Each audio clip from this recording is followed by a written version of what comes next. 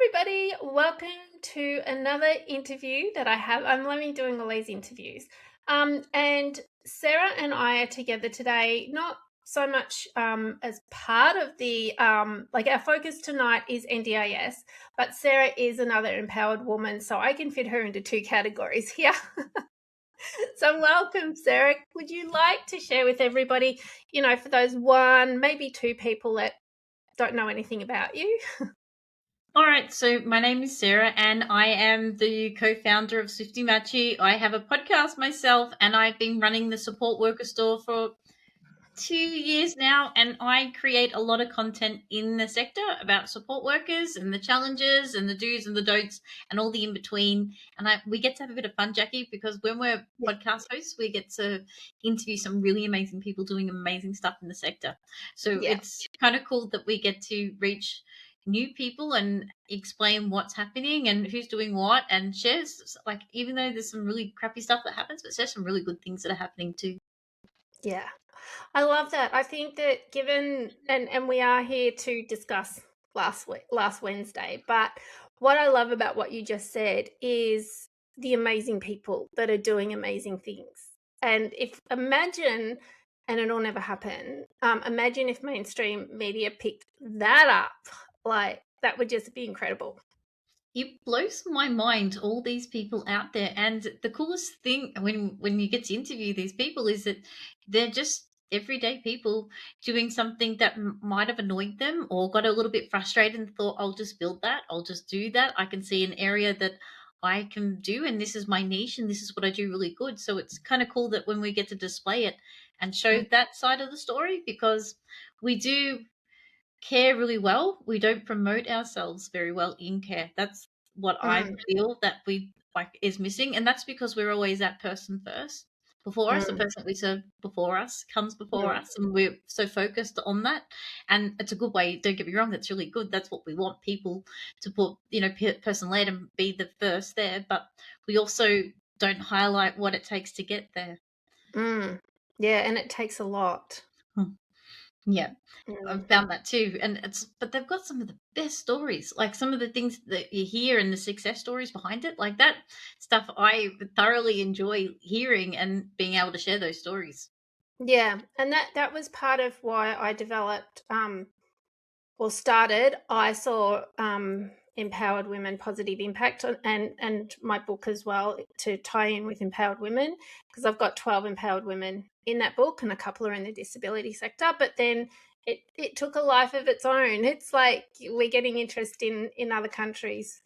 But I will bring us back to today's topic, which is the announcements that were made last Wednesday. I'm going to try to keep to proposed changes and plans. I think that we need to just bring down the fear and anxiety as much as we can. Yeah. This is what we have to I'd love to emphasize do. the wording that he used, because it's nothing set in stone just yet. It is putting the feelers into the market to figure out whether it sits or not and how the market will respond to it. And prior to even him talking, there's been 6 months of fear mongering in the NDIS. So this was all calculated. I feel like it's quite calculated. Yeah, and one of the things that I do want to draw to the listeners, the audience, is that we've been looking at all of this since 2022, 2023, and not a lot. Like, there has been some changes. Not a lot has happened. I'm not saying it won't. That I can't say that. But one of the things that I'd like to say is that I've watched this, and when we get a big announcement, everybody goes, "Oh, what does that mean for me?" Right? Like we get SIL, just for one example. But I've noticed that the actual changes they implement, such as funding in plans being cut by a third, like that's been going on for 18 months, and there wasn't anything much said about that. Every plan by far had a cut.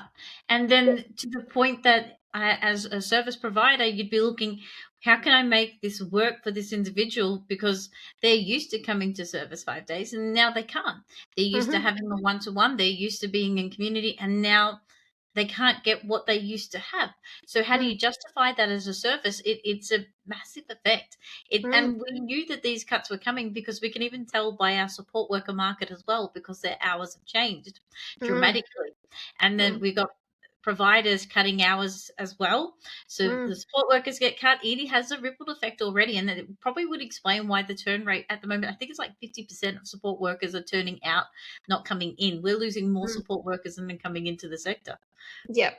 Yeah. So that brings us to, just reading my notes, one of the things that that the minister spoke about, which was that cut for social and community. Now, I know that's a bit of an area of yours that you're very familiar with. So would you like to just talk to that a little bit, see how much we can just reassure people a smidgen? We can't reassure you We 100%. we, we can, but there.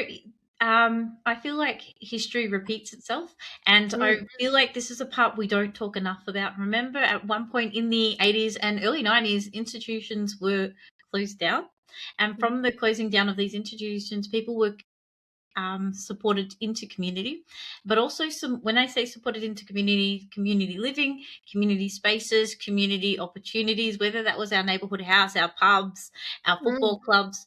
This idea of coming back to community is just, it's not an old one. It's actually, oh, sorry, it's an old one, not a new one. It's mm, nothing that hasn't been done. And prior to the NDIS, as a support worker, I was always um, taught, mentored, and guided that our aim was to get people back into community, regardless whether it had to do with their funds or not. The aim is to have community living. So prior to the NDIS, part of my role was to get back people into community, whether it was going to the local gym by themselves, whether it was catching the train by themselves, whether it was going into a neighborhood house mm, independently as possible. What so we, like, the funds is like, I think it was 200 million that they're going to put back into community. mm, Fantastic. I think it's a really awesome thing to push people to, where you live is where mm, you want to commute, be around, and create those friendship groups within your own community, and not outsource that type of stuff, and not have a support worker that is paid to be your friend, actual mm, friends that you can create within community. Fantastic. All for it. mm, But the only like thing that I would love to see, and I think I need a bit more understanding, is how to get somebody back into community and transition from support work without. That's the mm. space I'm really like wanting to bit more to know. But the thing is, the information's not out yet, so No, we don't know. But no. if we have the mindset and have that positivity, like, oh yeah, that means that the people that we provide care for are doing activities within their community and creating friendships and opportunities in the community for them. I Mm. don't see that as a bad thing. No, I, I agree. Yeah, I I, think that I think the way the internet is, now I'm going to show my age here. But, before we had these things, mobile phones, and before we had the internet like we do now, we met people in person. When my kids were little, we did the school fete, and very heavily involved in that. Like, I was part of the committee, and everybody came together. We even brought two schools together, and we had things that people that were in wheelchairs could still access, and people that because we had those people, sorry, those children, well, and adults in the community, but the children in the school that were in wheelchairs, they just accessed the same things. It was accessibility. wasn't That a big deal. Like, No, it was just a part of it. And that's yeah, what we want. We want people yeah, back into community. We want that back because it serves a person's health and well-being. And we know that people that are more happier live longer, and they do more, and they're more engaged. But also, as support workers, providers, how good does that feel when you get to support somebody back into community? mm, How good does that feel when you get to see somebody actually achieving their NDIS goal? mm, How good does it feel for that individual to say, yeah, against all odds, I have now been as independent as I possibly can. I can catch the bus. I can go yes, to the movies independent. I can do things that I couldn't do a couple of years ago, a couple of months ago, and I can do now. Those Mm. type of feelings. What was the point of an NDIS goal if you never achieved them? Well, yes, and I'm just listening to you with that. Like, you're making some amazing points, and I'm just wondering, do you think, and this wasn't a planned question, Let's go for it. but do you think, and guys, we only plan the question so we try and stay on some form of track. But yeah, outside of that, it was like, let's have a discussion. But I'm just wondering, do you think that because before the NDIS, there was a lot of community orientated stuff which you spoke to, and thank you. But do you think that in a way, by giving a person one-to-one funding for social and community, actually created a bit of a dependency and a little bit of lack of the need for community? Just a thought. Yeah, but I think the thing is, when it happened with the NDIS, it grew so quickly and so Mm, rapidly. It just felt mm, like it exploded, and yes. no provider had enough support workers to Mm, provide support to people. And when there's not enough, you're getting new people in as support workers. They haven't got the mentoring that I had. Like, to be honest with mm, you, 17 years ago, I had fantastic mentors that had been doing it for years. They've been doing it for decades, and they understood key cues and how to support mm, people and how to re-engage community. That they knew off by heart. It blew up so quickly, the support worker space, that mm, there was no mentoring, there was no opportunities to support. It mm, became very kind of like hospitalized. Like, it was really mm, kind of like strict, and like to the point mm, that we didn't see dignity of risk, and we didn't entertain any of that. It just became really kind of stuffy. mm, Can't quite describe it mm, with words, but I mm, find now for support workers, they just don't have the training that I had, to be fair. mm, They mm, weren't put into courses. Like, now you have to wait for somebody to have a plan in their plan to have training for something that I got naturally from a provider anyway. That mm, is a huge difference. The mm, support workers are just not as trained as they used to be, mm, and that's none, like, it's a multiple effect. Like, it's a bit of an everybody effect, but mm, not having support workers trained, I believe, is the reason why that notion of supporting somebody into community, there's that. But mm, there's also the other factor of, well, if I put them into community, I lose that participant. Now what do mm, I do? If I mm, lose that participant into community, I've got this support worker that's part-time. Where am I going to put them? I still mm, have to pay the support worker under the SHADS award. mm. And and do you think that that has then contributed to a lot of people going independent? Yeah. How good's the flexibility when you're Mm, independent? And if you already know what you're doing as an independent, just say so we're going down this past season, independents are like people that have been at providers of, worked their way up before they went to independent, not straight independent straight away. That's a mm, debate for another time. But yes. if they've done it and they've done it really well, then they get to pick their own hours. They get to work with people that they want to. They're not Mm, dictated by a provider when they're available. They're working with that person. And to be honest, the people that we serve love that personal feeling of, mm, yep, it doesn't feel like I'm talking to a provider or someone corporate. I'm talking to a real person. They mm, understand me. They get it. They've got flexibility in their roster, where somebody from a provider might not, because they have Sally in the morning, Frank in the afternoon, and Albert at night. It's not the mm, same. I yeah. yeah, I think for the opportunity for independent work is because the market wanted it too. Our people that we serve wanted it because they Mm, want that feeling of knowing somebody quite personal, because mm, some of the tasks that they were doing are quite personal. But yeah. also, our support workers want the flexibility and opportunity to earn more money as well and Mm, do what they do well. mm, yeah. So, a 100%. big effect. Yeah, yeah, yeah. There's a lot of moving parts that a lot of people don't understand. Yep. And if you haven't been involved in the NDIS, and this is what I've been commenting on politicians' posts, and I've been going, come talk to somebody that's seen all avenues of it. Like, I'll put my hand up. You can come and ask me questions, because I've been there. I've been the support worker. I've managed the support worker team in a registered provider, and I was very much on mentoring people and checking in on staff and meeting all the participants and doing all those things. And then I left and did support coordination. And then I went out on my own I always had my company, and my focus was helping people to not need me, like even as a support worker. But then I kind of fell into the compliance part of it. So Well, that kind of helps with registration coming up. yeah, it It does. definitely it's interesting what was said about registration and what's coming up with registration. Can you dive a little bit more? Because for a lot of people, it's kind of scary. Like there's a lot of independents going, do I need to register? There's a lot of businesses, do I register now or do I wait for them to tell me to register? There's a lot of mixed messages out there. Is there anything you Yeah. could clear up? Yeah, I'll give it a go.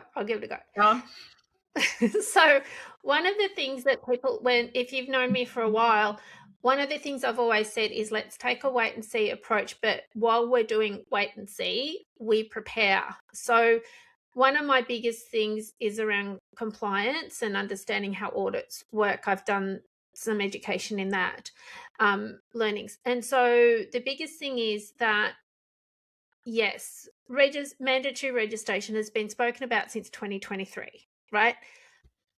The biggest thing is I do think it is going to come in some form. Exactly when, I don't know. But what I would highly recommend that people do as an independent or even a small provider that's not registered is having your documents, policies and procedures in place. And by in place, I mean it's not just having them, it's actually using them, it's completing certain forms. And while someone watching this might go, I don't need that, I'm an independent, I don't need it, like I hear that 100 times over. You do. Why do you need it? For a couple of reasons. There's the NDIS code of conduct, and let's just forget about registration for a moment. You are providing a service to a vulnerable person. You need to understand what are their goals that are pertaining to your services. How are you going to help them achieve those goals? Because if they don't achieve those goals, they don't keep their NDIS funding. Like it's just that simple. Now, how do you do that safely? How do you prevent an incident? How do you show evidence that you've actually done this work? Right now, all of this can tie into showing that you're not committing fraud, because you're not, like, unless you are. But how do you show evidence, right? Like, showing evidence that you attended a shift is possibly a timesheet signed if you don't use apps. It's your care notes that lead into how you're helping the person with their goals, i.e., you took Mary shopping.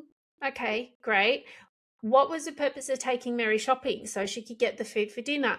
Did you do the shopping? Did Mary do the shopping? Did you do it together? You're building capacity. Maybe one of her goals is to be able to cook her meal by herself. Yeah. And to get her there, there's a few steps along the way. It's going to take time. It's a benchmark. Like if you want to do a really good job by somebody, and any job that you want to do in this world, do it really well.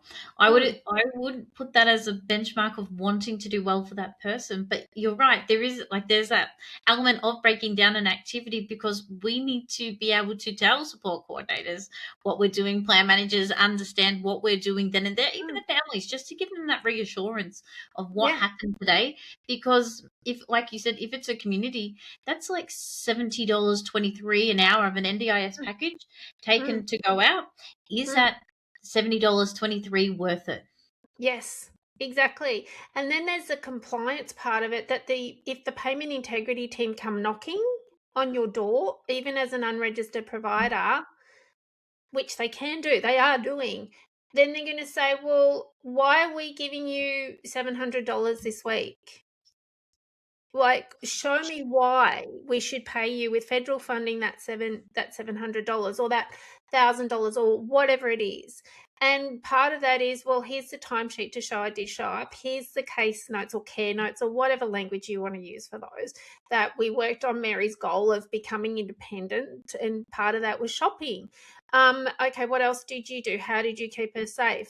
So they're not going to ask you that. They're simply going to say, where's her risk assessment? Now, if let's take the worst case scenario of what the minister has said, and personal care is now high risk and registration thing. If you were to apply for registration today, which I would say, have you got the money? Why do you want to do it? Like I'd have that conversation. I'm not going to say yes. I'm not going to say no. We're just going to break it down, and then you as a business owner decide. But if you go to audit today and you haven't been doing care plans, you haven't got shift notes, or care notes, whatever, you haven't got timesheets, you haven't got policies, you haven't got any of that in place, an auditor's going to go, well, what have you been doing for the last 2 years with Mary? Yeah. And you're going to probably not get you're probably going to have a lot of non-conformities or non-compliances, and some auditors are really honest and say withdraw your application, because the commission who assess your application are going to base it on what the auditor says and ask you some similar questions. They might even ask you for evidence that, even though the auditor's seen it, they may ask you for further. So it's not just as simple as going and getting your documents, policies and procedures from someone just for registration. It's about, how are you providing safe services to the people today? And we call that best practice. So, Jackie, can I just buy a registration on a Facebook group I've seen and be okay? Well, technically, yes, you could. My caution with that would be, you're still probably going to have to go through an audit and an assessment as the new owner. So, Sarah, honestly, if you don't know what those policies and procedures say, if they don't represent how you personally would run the business and you haven't changed them, and you're questioned and you're audited, you may have wasted your money. So, Or would it it be might have been a lot more money than what you could get away with it for. so? If I was a independent looking at all, like, to build this, can I just chat GPT it, Jackie, like, and get it done that way, or should I go to and spend a bit more time and detail on it to ensure that when it does arise, and when if I am viable? Well, once again, technically, sure. I've tested ChatGTP and it can come up with some good things.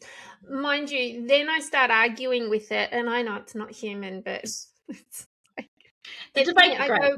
I go, but hold on, what about this and what about that? ChatGTP. So I just want to break it down a little further. The way I operate is, sure, I have the bundles, the documents, policies and procedures. Some of them I could add additional ones too. So there's your basic one that you could do for best practice now, not registration. But when you get them, they're templated just to help you know what is ideal. But what you do is you go through it. So, and this is what consultants don't do unless they're really 100% working with you for your business, and that takes a lot of work. So the one way is that if you're using ChatGTP, do you really know what you're asking? And do you know that what you get is actually correct? And how does it represent your business, your unique business? Because Sarah, you and I could both go out there and open up a support worker business and ChatGTP it or consultant it, but we don't really know whether what we've got is right. It might pass an audit, but here's the thing, that's a paper audit. It's not, if you're working with someone now, your audit isn't a paper audit. Your audit is demonstrating you know what you're doing, you're keeping people safe, and you're meeting that level of compliance that the commission want you to. So sure, you could chat GTP it, but you're not going to know you're not necessarily going to know you've got it right. And sure, you could buy a business that's already registered, but you still have to personalize all of this. You're going to have to do some work. Or you could pay the money start afresh. If you want to go with a consultant, go with a consultant. Ask around. If you want to work with me, you can work with me. But ask around and see what you're getting for your money. Yep. Just ask the questions. A few support workers that would be listening to this and thinking about whether I go business, whether I do keep doing an independent and see where the registration lies. A few of them sometimes get a bit scared by the auditing process. With it, can you rest assured that for some people that auditing isn't really a bad thing? It's actually a good thing, that it gives you a benchmark and something that we all work towards for providing really good quality care for the people that we serve. Yeah, I love that question. So auditing, because you want to pass it, especially to get registration, right? But a good auditor is going to say, all right, so we're looking at what you are doing well. We're looking at, what do you understand about providing personal care, or what do you understand about providing social and community care?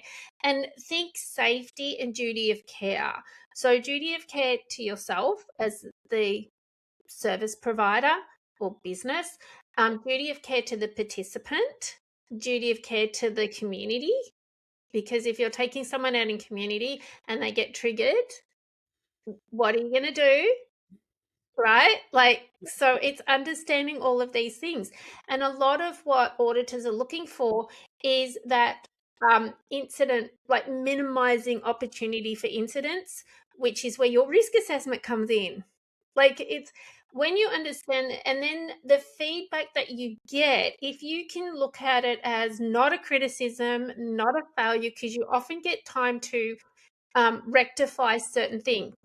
Now, you can't go back. If you only got your documents and that, and you only did things for today because you're going to go for audit, but you've been working with someone for 12 months or 2 years, you can't go back. I don't recommend backdating anything ever. I've heard of it done. I've seen it done.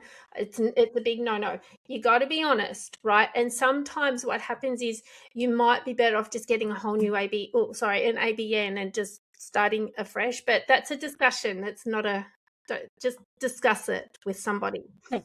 I very very carefully here. But the biggest thing is just think about risk. So when the auditor gives you some feedback where maybe you could improve, go, oh, see it as an opportunity. Oh, wow, I never looked at it that way. I didn't understand that. Okay, now I'm going to learn. Now I know it, right? You only know what you know, and you don't know what you don't know. Oh, I've got a question. Sorry. Go ahead. So he was talking about 90% of providers being registered and 10% not. How does that, when I heard that, I was like, how's that going to look? Like, how do you get into, there's probably a few people going, how do I become the 10%? Yeah. I don't know from the minister's perspective. I just know when I think about what the task force did in 2023, 2024. So that Bill Shorten put that together. Natalie Wade led that. And I do have that report. And then I broke it down for those of us that needed it broken down.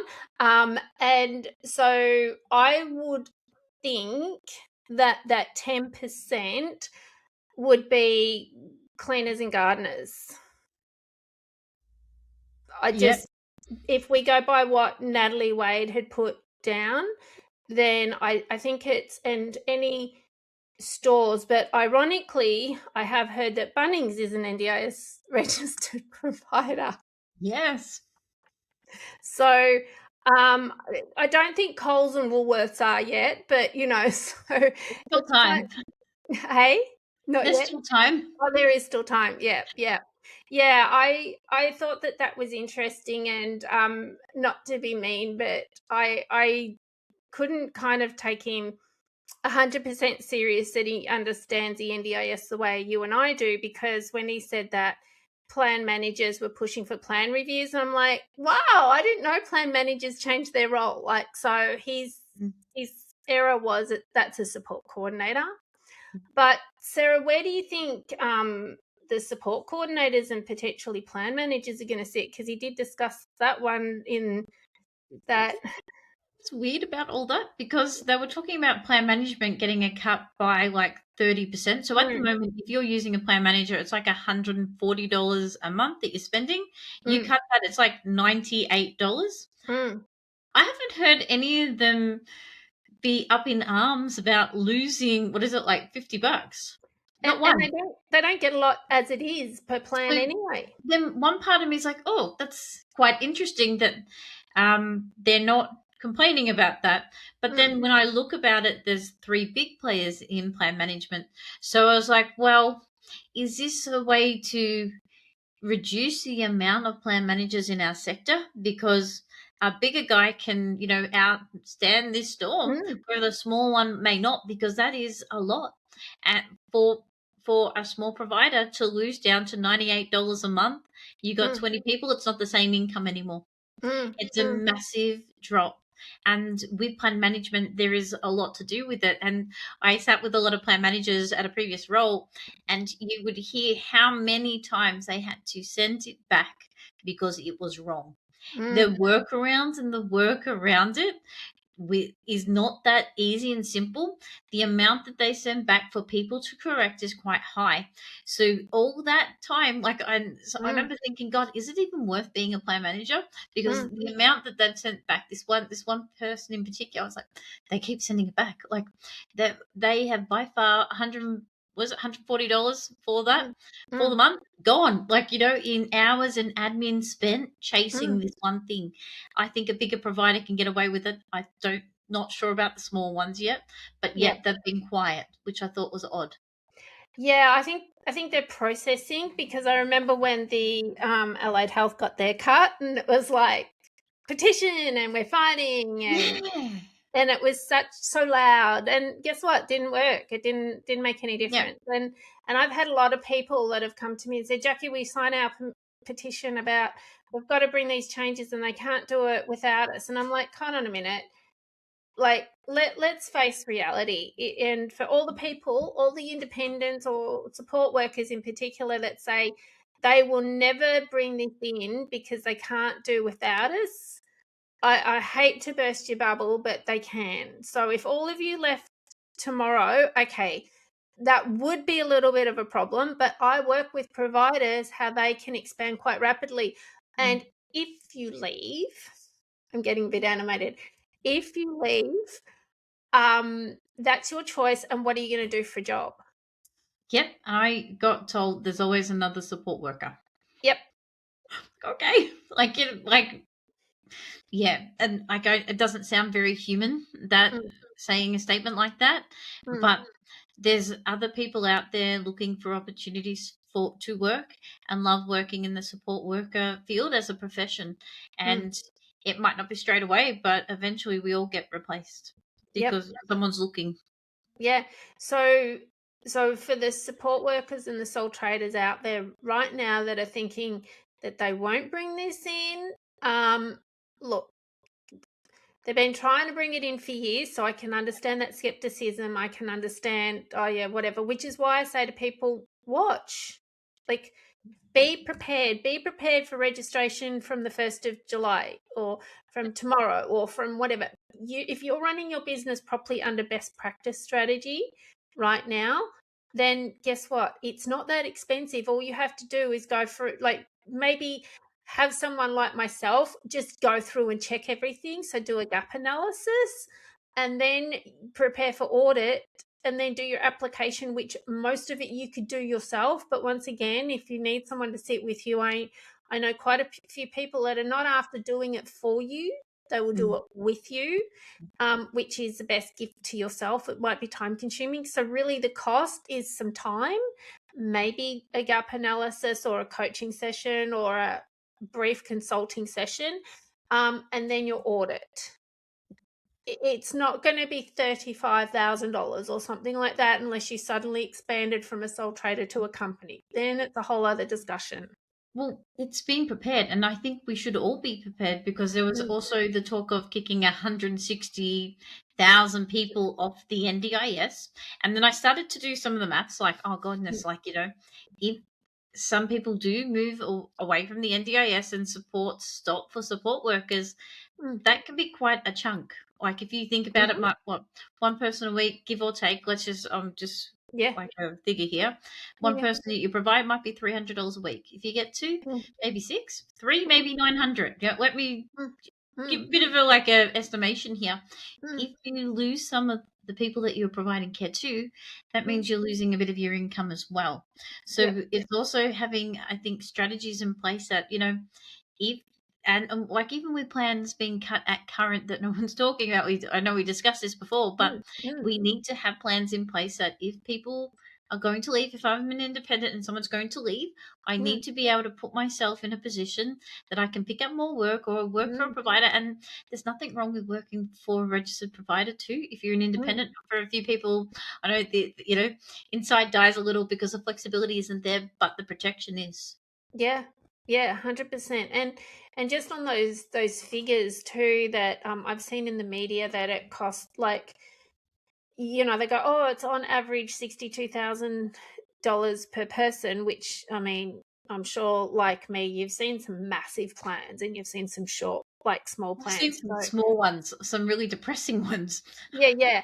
But I quest like, and people are going, that's a lot of money. And I said, well, let me break it down for you because 20 hours of support work a week, which for some people is not enough. Like, Mm, that's helping them get out of bed. It's only 3 hours in a day if we added it to 21. That total over 52 weeks is $72,000. Now, we haven't even added on the plan manager, we haven't added on allied health. yeah. And then if they get a support coordinator on top of that, we haven't added in that. Like, so that would be actually smaller services. Mm. Like, it's not a lot. It's yeah, but then I look at when I see those hours and I try to think, I think, God, that's might be somebody trying to get out of bed to go to work. Like Mhm. just because somebody has a disability doesn't mean that their care is just providing like fruit, like shopping or Mm, getting to appointments. It actually might be getting somebody out to get to work as well, and they mm, contribute to the community as well. So yep. it's a bigger problem in that Mm, sense of when we need to justify it. And I'm like, so one part of my thinking was, how did they know the exact number 160,000? mm, Where do they mm. pull that number from? And Oh, I've started. then how did he decide 600 was, and then I didn't mean to cut you off, but then my brain went to, so let's say we get to 600,000 people, right? What happens when someone else needs to be on the scheme? Do we go, nope, sorry, we're capped? Yeah, I don't know. Like, I is it like my thinking is, do we move people from NDIS to aged care a lot quicker than what we previous mm, had? yeah, My other, okay. yeah, because then the funding is different. Yes. Isn't it? Yeah. So I was like, what? I was like, oh, because Mm, there's people that are past the age of 65 getting NDIS funding when they mm, could yeah, hypothetically sit under aged care. I'm yeah, thinking that. yeah, that's a Um, good point. Yeah. yep. But I looked at it as well. Like if I go back in time, because I Mm, can reflect now. mm, Back in the heyday, they used to rate people out of a system out of five, and the mm, funding was according to where you sat on your level. And mm, I recall when like level one was somebody that never needed services, they just mm, know a person here and there, and that used to be like would have been would have been like $6,000 a year. Then the next mm, person was around like the 12, 14, and mm, then it slowly built itself up. I mm, sort of wonder, are they bringing something like that in? Because if you sit on the lower end of the scale, you don't need as much support. mm. Mm.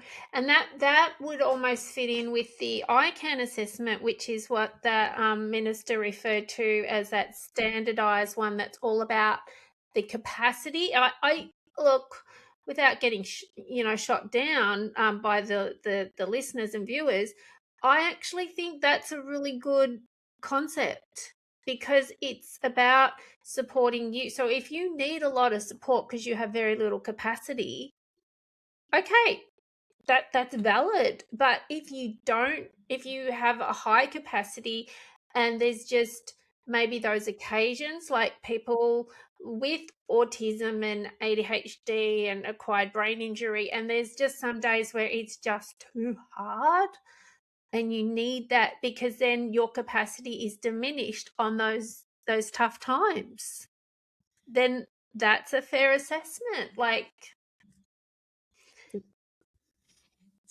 I think like I know it could go anywhere, like yeah, really, like how it could look, but I was just curious about have they already like put it like a sticky note on certain files and went right, this I person here, a part yeah, of the 160. Like I yeah, found it number really quite wild how one, you can, yeah, like how did I 100 get and that number? There's got to be more things at play than we're aware of, and oh, with what we're learning with AI right now, and who's not spending their plans and why. oh, yes. Now that's a good one as well. Like, you could just imagine them sitting there going, "Oh yeah, they're definitely in the one." So Mm, 1 out of 100, like the number.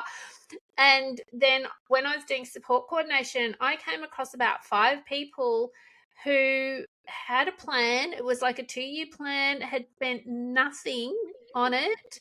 The local area coordinator gave the company I was working for these plans, and then my boss gave them to me, and I rang up and I said, "So you've got an NDIS plan?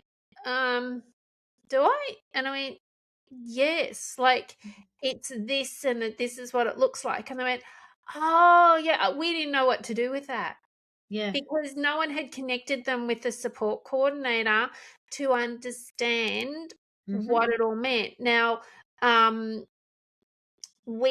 so then I said to her, "Well, I can come out and see you face to face and sit with you and just break it down or what it means." And she goes, "Can you email it to me, like what it all means?" And I went, "Okay, is there a reason you want it via email?" And she said, "Yes, I don't like people." I went, "Oh, well, that's a fair point." So I said, "But this will involve people. So why don't I email to you what it could look like? You get back in touch, and if you prepared to meet some people, we could do that." Now, this took 6 months to actually get to meet people and like to the next level. But that had been, and we were pushing because if she didn't start it, she would have been taken off the scheme. And it was all, and what it came down to is not that she didn't need it, it's just her fear and judgment, her trauma, and also then nobody explained it.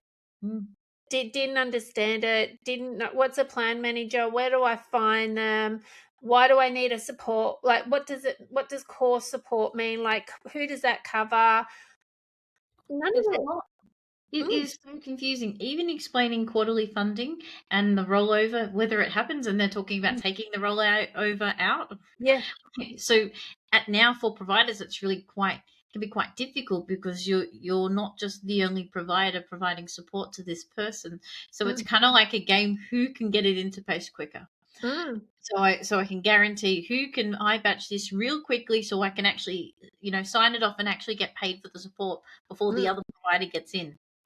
Yeah, It's yeah, and the brutal. thing, the thing too is that they haven't even discussed self-managed participants in this. Oh yes. There was no mention of it, and I was like sitting there waiting, Yeah. self-managed participants, and without being nasty, if we want to tap fraud on the shoulder, it's across the scheme. It's not just the providers. It is not just the unregistered providers, and just because you have your NDIS registration doesn't make you a good provider. Like, Yeah. that's not the tick of approval. And so, if you're a participant or a nominee listening to this, you know, check people out. Like, watch for it. Keep an eye on the funding, like you would your bank balance. Yeah. Do that because at the end of the day, if you're not approving invoices, people can put whatever they want on that invoice, and unless someone goes, "That's a bit strange, that they usually do 2 hours and now they've suddenly done 4." If nobody's doing that, you've Yeah. just lost 2 hours of support. And it can be it's a killer from kilometers as well. Like, yeah, Yeah. They travelled 700 kilometres, did they? Yeah. Where Did did you you? go? Like you do need to be across it. It's almost like, but as we getting like systems are getting smarter too, you'd be really silly to play with it Yeah, because you will get caught. It's not a matter of if, it's a matter of when. To be absolutely. fair, And yeah. that comes back to what we were talking about before about that evidence.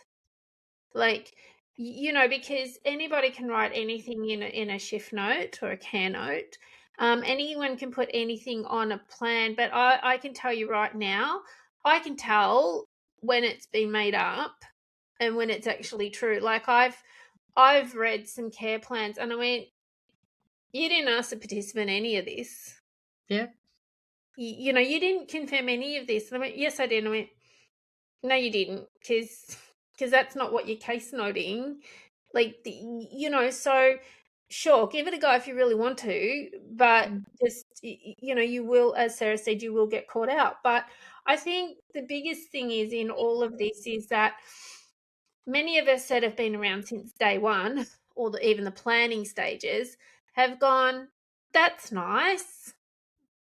We're not commenting, like, I mean, sure, I did the breakdown and I did Mm. that live that's on my YouTube channel, but um we're not focused on this being a bad thing. We're not focused on this being a good thing. We see good and we see challenges in all of it. I think But aware that it needs to change. Like something needs to give somewhere yeah, along the yeah. line. And this is one of the things that have to give to, it's kind of like having a reset, and it's resetting of what good care looks like. Mm, What the aim of the NDIS at the very beginning was about mm, choice and an opportunity to have control, but also mm. to connect with others. Yep, yep, That's what I 100. protested. I'm sure you were there in the Red Sea as well. Yep, yep. And I was out there I remember being a new nurse, state enrolled nurse that we called back in the day, at St. Vincent's Hospital many, many moons ago. And I remember being on night shift one time and I walked in and went, where is everybody? Like, and they said, well, we've got skeleton staff. And I said, why? And they go, because we're protesting. I said, at night? And I went, yeah. And I said, I'll stay on the ward. It's warmer in here, but I'm still like, and I said, I promise I'll protest tomorrow. I mean, but we're all for, We're all for the equality. NDIS because we all know people have more now than they've ever had, and Mm, you cannot deny that there is no NDIS anywhere else in the world but Australia. mm, And services and systems, as much as like when I hear people complain about it, and then like my inner me's like, well, back in my day, like mm, like like it was worse. So mm, what we got now is like, it is good. Yeah, we want better. Yeah, mm, it needs to be fixed because mm, there are parts of it that don't make sense and that don't rhyme, and it's not in the best interest of the person we serve, because mm, we can see that by using all these multiple different services, it's draining their funds for mm, what they actually really need to be and where they need to be in their life, because it's a whole life approach and how we can support them to live the life on their terms and just be like you and I and have an ordinary life. mm. Yeah, and that's what I read somewhere too, that I won't get this right, but this person said the NDIS gives me what another person takes for granted. 100%. Do Like, you yeah. remember the first lot of when the first NDIS plans came out? And so back then I was on like I learnt block funding, so I knew Mm, that. I remember the first plan that I opened and went, oh my God, this person now gets to have an opportunity to leave their house after they finish day service.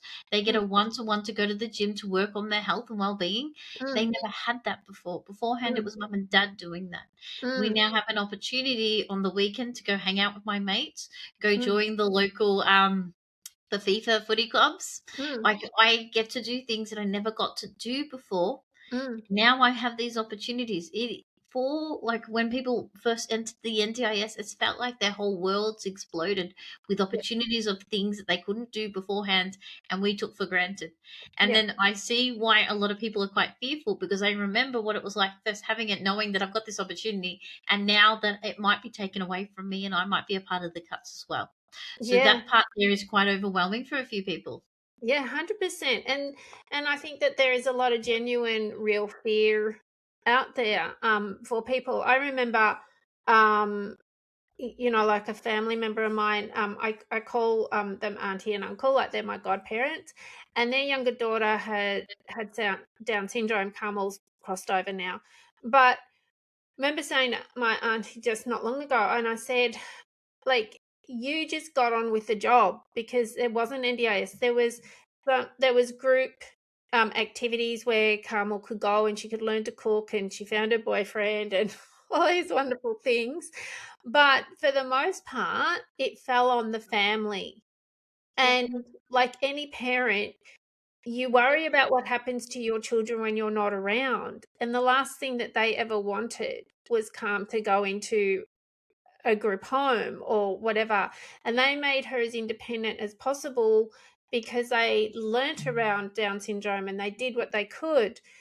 But imagine how my auntie's life would have been, especially when my uncle was out working, what her life could have been like if a support worker would have been able to take Carmel to the group activity or something Yeah. like that.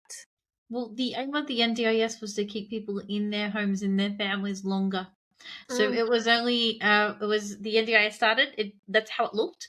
Then in between all that, the seal space just came about, like, came into play a couple of mm, years later and absolutely exploded. It mm, wasn't ever that way. Like before, like if I think of the really beginning of the NDIS space, a mm, lot of people that it was really hard to get into a service to live mm, in a house with mm, other people, and if you did, you lived with another four. mm, So it mm, wasn't a space of 1 to 3, and it was very selective of the houses that were able to run. It mm, could and compared to now, where there's a lot more before, there were like mm, 5 big providers and a few for profits, but they were very small. They were mm, the for profits were the majority, and the mm. non profits were the small guys. Mm, mm, yeah. And I think too that while it has come a long way, I think we do need a lot more governance over still homes.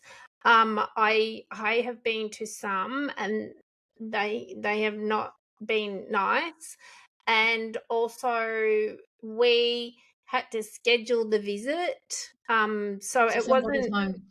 Yeah, and like I was going with someone because we were building a case. That they asked me to come with them and just be, and so we just said, "Look, I'm a family friend." They didn't know who I was, and I remember going in to this house and I just shook my head. Now, I didn't know these people and I didn't know the woman that I was visiting that well, but I heard the story. I heard and even over a period of time of us going back, you could see the decline in her and she just didn't want to, and she lived in a house where the support team were not the same culture as her, and she didn't like that culture food. Like there was a lot of things that she literally couldn't eat. It wasn't discrimination, but because that's all I would cook, Mm. she didn't eat, she lost weight, all these things. But the scheduling of visits and things like that. Now I know the staff have to be safe. We have to know who's coming and going, and especially when we went through COVID times. Like I understand all of that. But this supported independent living, which the minister has made reference to as well, it says it's supported independent living, not we're running this place and it's like a hospital or whatever. So I think that when any SIL providers out there, and I think this is where the independents are going to get caught out, because independents providing SIL as a team are all going to have to be registered. Yep. Like, and there are massive fines. This is part of the research I was doing in the legislation. It's massive fines if you aren't, once it's mandated. So, but the thing is, this is someone's home. You're in your home. I'm in my home. If somebody said, we have to screen whether your friends come over to visit or not, I'd be You know what going, I go find on. so wild, because I didn't think that this was like I thought it was common practice. I thought it was common practice that people, when they live in a seal, they'd come Mm, together and discuss the menu for the week and mm, who's doing what and what's going on, and you meet together and have a conversation. Like, mm, yep, we on Friday there's a shift swap. There'll be Elliot instead of Sally, and then mm, discuss. Well, actually, I feel really uncomfortable with Elliot. I'm mm, female and I prefer a female support worker because mm, I, got personal care and things that mm, that fit. mm, I thought I was used to that model, to be mm, honest with you, when mm, it was only five big mm, non for profits mm, looking over the accommodation space at that period of time prior to the NDIS. mm, I thought the NDIS, a model like that, would come along with it, mm, but it didn't. And somewhere in between, I was like, I feel like I've visited a few myself, and I was like, I don't know if I'm in prison. Like mm, I've never. I don't feel very independent, and I don't mm, feel like I have choice. And when you create, I know I'm off topic, but when you create if you're a provider of seal, you need to create somebody a home so they live there for decades, not for tomorrow. And you have to provide that safety and that security for them, but also they have choice, because the support workers, the house supervisors, they come mm, and go. They mm, come and go. The churn rate too high. If mm, I can create a group of people that can live together, enjoy living together, and have a really big say about mm, how they live together, mm. then them staying as a unit and enjoying each other's company is by far more important. 100%. And it could even be the opportunity to build some capacity and have a quality life. Just because somebody and their funding is 1 to 3, so they're almost forced into living with other people. It's no different to Sarah, you and I, in different times, being uni students or whatever, going and looking for housemates. Yep. It's the same thing in theory. However, we just need other people to come in and help us out. Yeah. Yep. That This that is and where yeah, we should get. And I don't think we're off topic, because I think it's all just part of it all. he it should be this. I think it should be a standard that people meet and talk and have Mm, an opportunity to talk about their supports as well, and what that looks like and what sits well, and have the right to complain, mm, and advocate for themselves. This should be normal yeah. practice. And if nobody is making a complaint within your service, regardless whether you're a complaint, sorry, if you're a registered or non-registered, if no one's making a complaint in your service and your service has a problem. Oh, And 100%. Same as I went to, like, I go out to companies sometimes and do gap analysis, and I go, so show me your incident register, and they go, sure, and it's empty. And I go, what do you mean it's empty? show me a complaints register. Yeah, yeah. Show me that. And they go, well, it's empty. And I go, yeah, but I get Mm, feedback all the time, sometimes that I don't really want it. But, you can't grow. You can't know how well you're doing if you don't get feedback. I used to do complaints management. We were called CLOs, consumer liaison officers, in a big Melbourne hospital. Technically, we were the complaints department, because we didn't get a lot of compliments. Like, because the nurses got those. But I used to sit there and go, oh, good, another opportunity for quality improvement. yeah. I heard for somebody, like, I podcasted with this dude a while back, and he said to me, a complaint is a gift. It's Yeah. like, all right, like, tell me more. I mean, because how are you to know something is wrong in your service and where it's missing if you Mm, don't receive it? And mm, if you keep going without any complaints, and your service has a problem. But mm, it also means that in our sector, we're not lifting people up and letting them mm, advocate what they like and what they do like. And somebody that is well heard is more willing and will stay with you, because you, as if I draw this back to seals, you can get kicked out as a provider of a seal house. They can vote you out and get another provider. That can be done and quite and easily. yeah, and just to add to that, what a lot of people don't realize is that there's the sell agreement, and then there's the tenancy agreement. Yep. So so if you've rented as the provider, if you've rented the house, to fill it with these people, and then they say, actually, we don't want you as our provider anymore, then technically they've signed a lease to live there, so you can't boot them out of the house unless you've checked your tenancy law in your state. And yes, they can bring in a different provider. Yep. And it can be done, and there's plenty of providers out there willing to take it. Yep, So 100%. yep, so Yep. you're best off doing best practice Yep. and best listening and putting these things in play prior to that even happening. Mm. I love your passion for the industry, Sarah, and the value that you bring, because you've been around for some time and seen the different layers of it. And no, it wasn't an aim. No, These are laughter lines. exactly. I'm 60 this year. Don't tell anyone. But but also the way, like, one of the other things that I love is that you're bringing empowerment to the participants and their family or their informal supports or whomever else, as well as the support workers, because without the participant, We don't have jobs. yeah, Yeah, to be honest, we don't have jobs, we don't have an income. So we should be very cautious and very aware that all of this comes because somebody has a disability. Or else we wouldn't have an income, we wouldn't have a job, everything would change because of that. And we have to acknowledge the fact that we only exist because of it.